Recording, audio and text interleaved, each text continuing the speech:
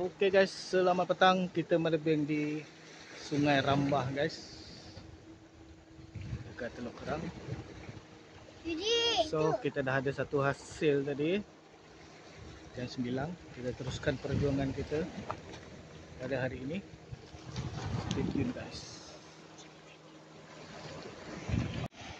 Oke guys, hasil pertama di Teluk Kerang, ikan sembilang guys.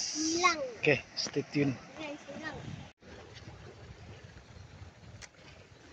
Besar pula.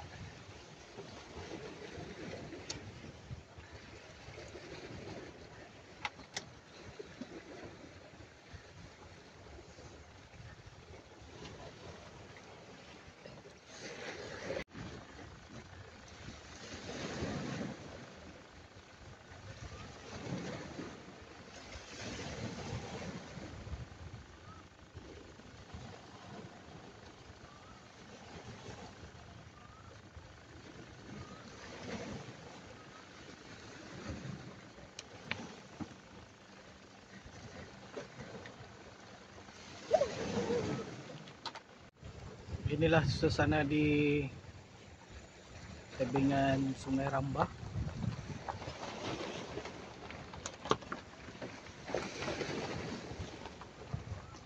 Ada yang bersantai-santai, ada yang memancing.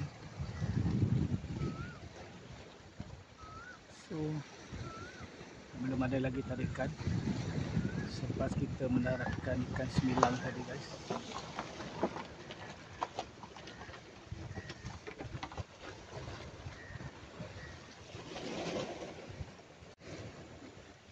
Cuaca panas, jam menunjukkan pukul 3.12.